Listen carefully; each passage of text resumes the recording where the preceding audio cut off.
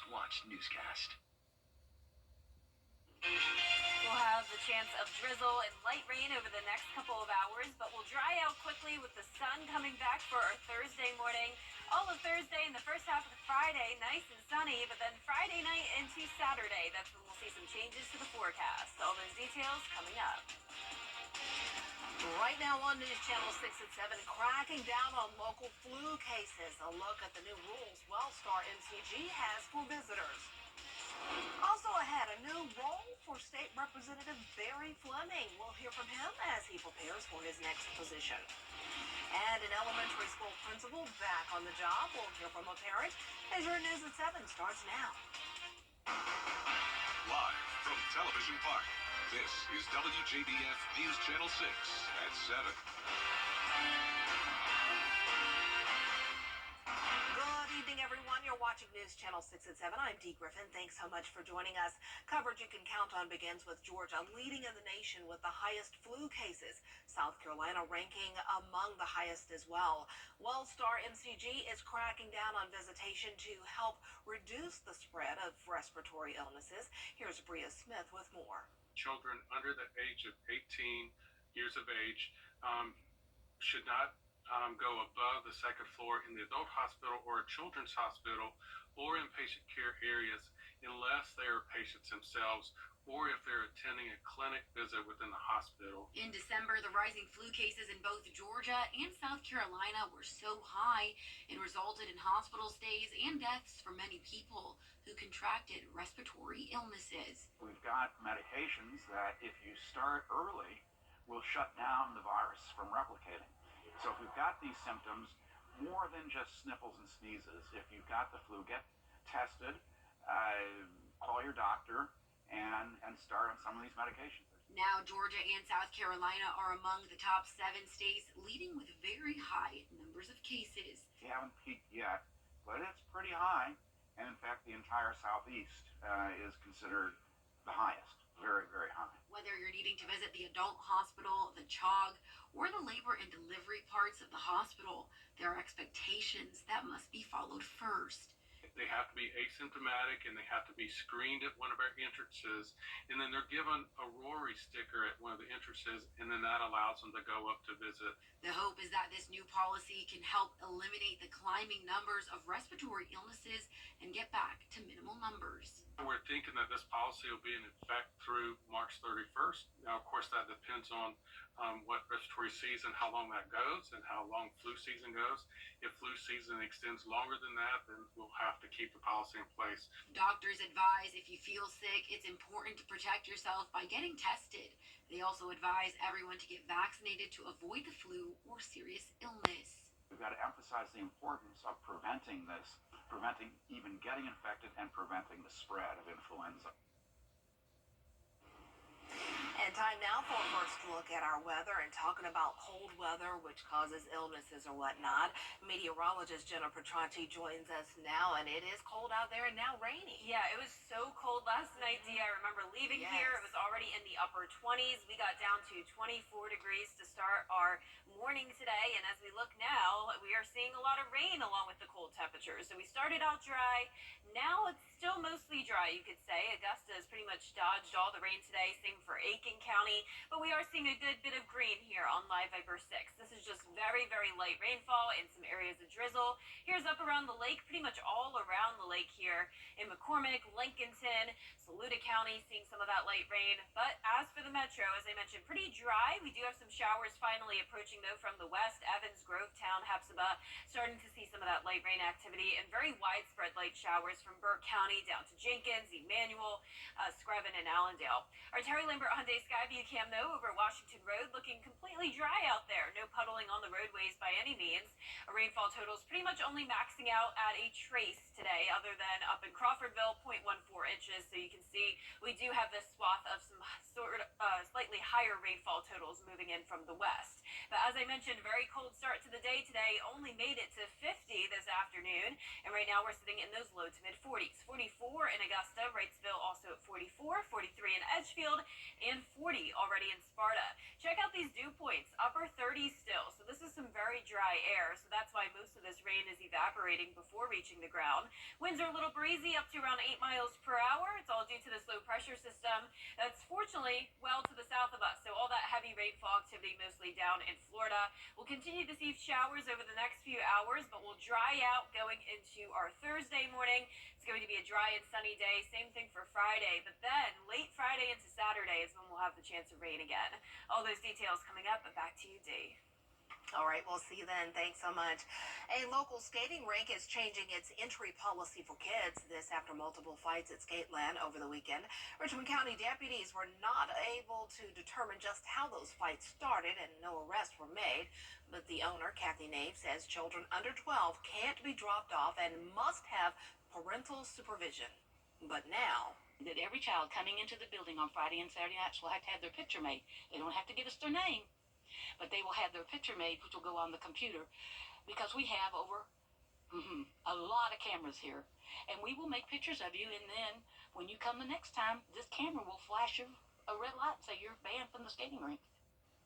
the owner says she wants to do as much as she can to make Skateland a safe place. Principal Grace Meyer has returned to her position at Stevens Creek Elementary School. This comes after she stepped down back on October 6th. Graham Lee spoke to parents to get their reaction. It's a situation that has turned a lot of heads in Columbia County, and parents I spoke to say they're ecstatic that Principal Meyer is back. We're very excited. I think that it's been a long time coming. I think that over the last couple of months, we've had to go through some, some stress and some uncertainty. That uncertainty started when the Columbia County School District announced Meyer would be stepping down on October 6th. It came as a surprise to some parents who told me she has done a phenomenal job.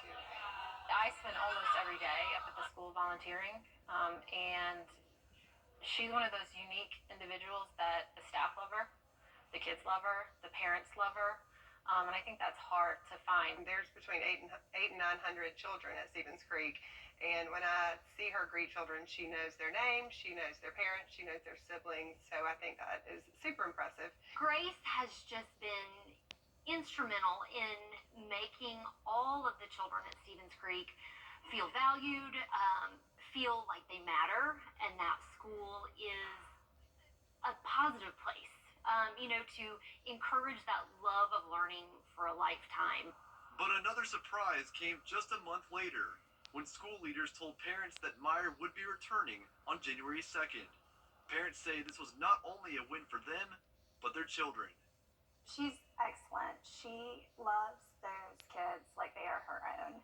And in terms of the teachers, the staff, the parents, she's a class act. And so to have her leadership back, we're super excited about that. The questions will continue to loom as to why she originally stepped down. The school district says more information will be released once a final review is completed by the Professional Standards Commission. In Martinez, Graham Lee, WJBF, News Channel 6. Augusta is taking steps to bring light to a busy parkway. Neighbors say it's dangerous. As a gateway to Fort Eisenhower, Jimmy Dias Parkway sees lots of traffic, and people who live near it have complained about the lack of streetlights leading to accidents. City engineers say it will take $1.5 million to light the road. Now Augusta commissioners have approved $500,000 in Rescue Act funds to get the process started. I'm very excited about the start. It's a good thing. It's a good step moving forward in empowering our community and making sure it's safe. I believe that streetlights and sidewalks are just a basic necessity for a community to be safe. The vote was not unanimous. Jimmy Dias is a state highway, and some commissioners wanted to first see if state funds were available to pay for all of the lighting before they actually approved the city dollars. Georgia Governor Brian Kemp announcing a special election for a local House seat. This comes after he appointed Barry Fleming to be a Superior Court judge. Hannah Latier spoke with Fleming about his new position. I was honored for the governor to, put that trust into me to hold this position. Of course, I'm following a great judge, Jim Blanchard, so the circuit is very well run, and I'm looking forward to it. On top of being a lawyer for nearly 3 decades, Fleming held leadership roles in Columbia County until he was elected a state representative in 2002 and was again elected in 2012. He's also been the attorney for about 10 different cities and counties in Georgia, but he won't be able to practice law once he's sworn in. Fleming Nelson is a six-lawyer firm, and so the other lawyers here work with me on all those clients, and so there'll be people to pick up that weight right off. He has received many accolades from his legislative and law career and is known for serving on the Georgia legislature's Special Committee on Election Integrity following the 2020 election, bringing big change to state voting laws. I think many of the changes we made have been good, and there's always tweaks here and there in the election system.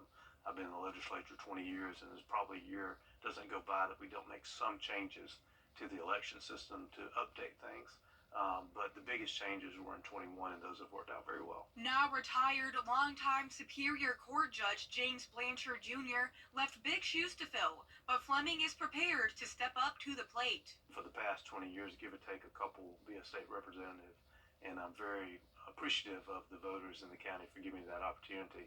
And now I'm looking forward to continuing to serve them just in a different role as a Superior Court Judge. In Columbia County, Hannah Latier, WJBF News Channel 6.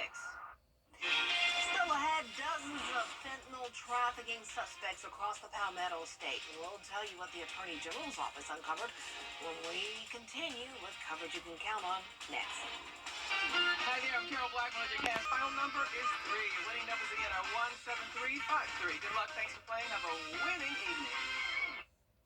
If you've been arrested for a DUI in Georgia, you may only have 30 days to protect your license or your privilege to drive here.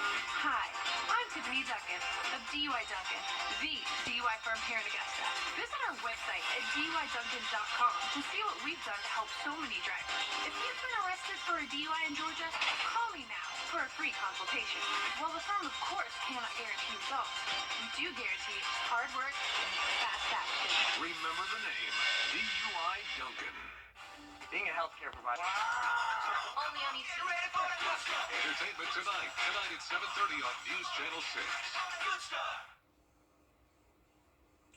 We turn now to murder charges filed in a major drug trafficking investigation in South Carolina. And the state attorney general says some of the suspects are tied to the fentanyl overdose deaths of at least 6 people. Here's Taylor Farmer with more. We are coming for you, and we're going to use every weapon at our disposal. And we're going to get you, and we're going to lock you up. The Attorney General's office announced indictments for fentanyl trafficking, and the state grand jury is indicting fentanyl dealers for murder, accessory before the fact to murder, and conspiracy to commit murder for their role in victim overdose deaths. And one other time have we charged, and the state grand jury charged a fentanyl and opiate dealer with murder, and we're doing it again. South Carolina's state grand jury indictments were also unsealed in a narcotic trafficking investigation known as Devil in Disguise. The 64 suspects are facing 327 charges in Greenville, Pickens, and Anderson counties. EMT or somebody that rides in an ambulance, they go to an overdose almost every other day, and they distribute Narcan. And somebody doesn't usually die until after about 3 Narcans. That's how much fentanyl there is in the upstate. Representatives from the Department of Homeland Security spoke about how these drugs are getting into South Carolina, blaming Mexican drug cartels at the southern border. Do not let anyone tell you there is no crisis at the southern border. It is very real, and it poses an existential threat to the citizens of our respective communities. An upstate task force has been working diligently to get drugs off the streets, hoping to save lives. We're ready for the battle. It's just starting. Family members who lost a loved one to fentanyl overdoses stood up in court today and expressed their grief, asking for justice. 653 days ago, our lives as we knew them were over. What I saw that morning, no parent should ever have to see. And I still relive that day over and over in my mind. I ask you to please not grant bond due to the severity of the crimes they now have been charged with.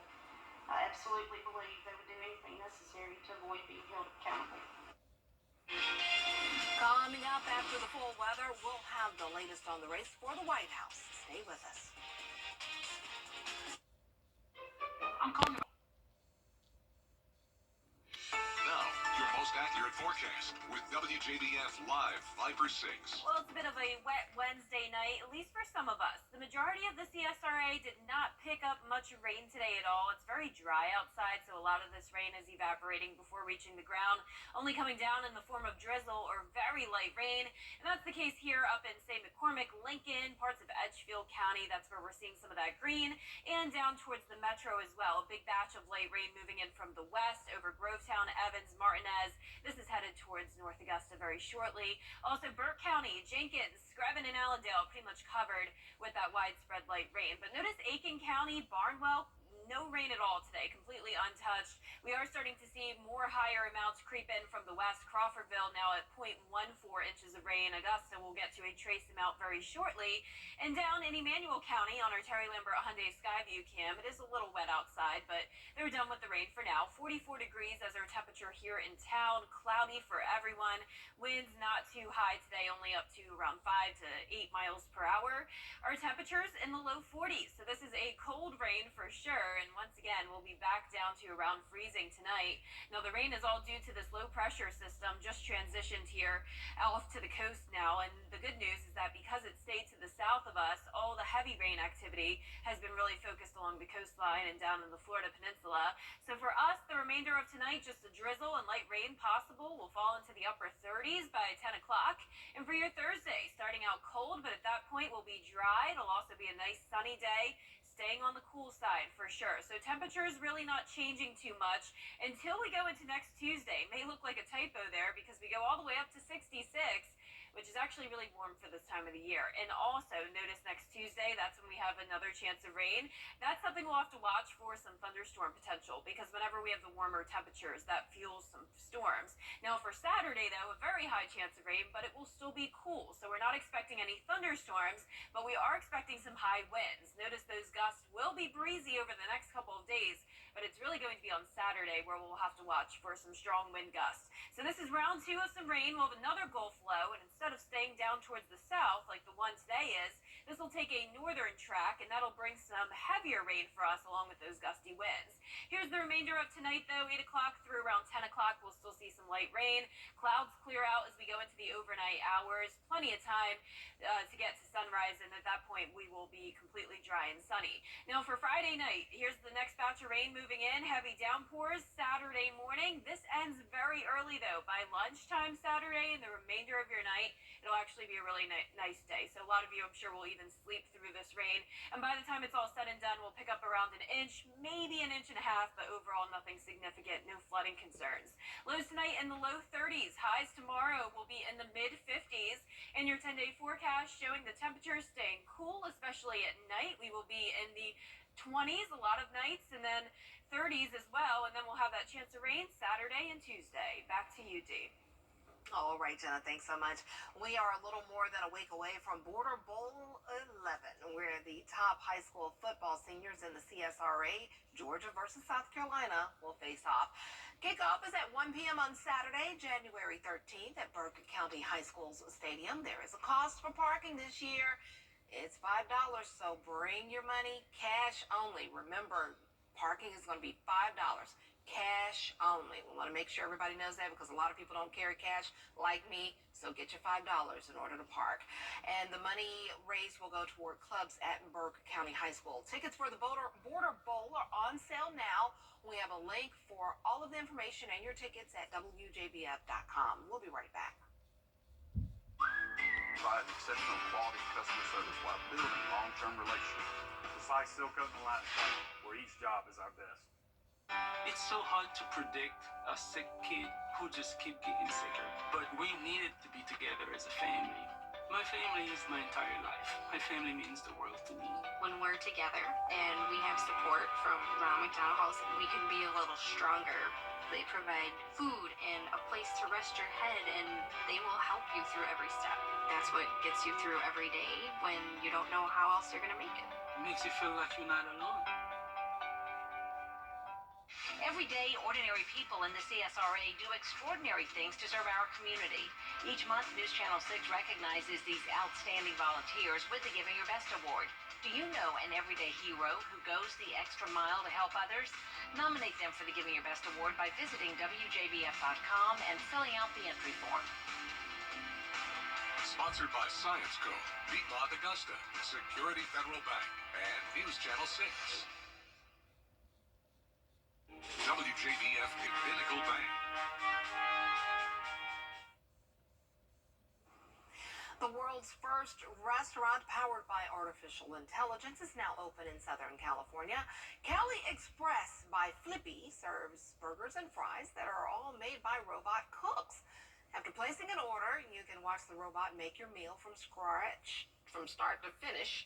They say the autonomous tech will nearly eliminate slippage and burns and reduce food and oil waste. I mean, that's really cool, but I hate that it's going to replace jobs for people. I know. I mean, that's the only thing. Wow, I'm just speechless. I mean, hard to believe. For sure. Yeah. Well, for our forecast this week, we are going to dry out with sunshine tomorrow, staying cool. Clouds move back in Friday night, and then we'll see some rain overnight into Saturday morning. Very high chance of that rain. Warming up next week a little bit, 66 next Tuesday with more rain and storms. All right, well, that'll do it for us. Thanks so much for joining us. We're always with you at WJBF.com. Entertainment Tonight is next.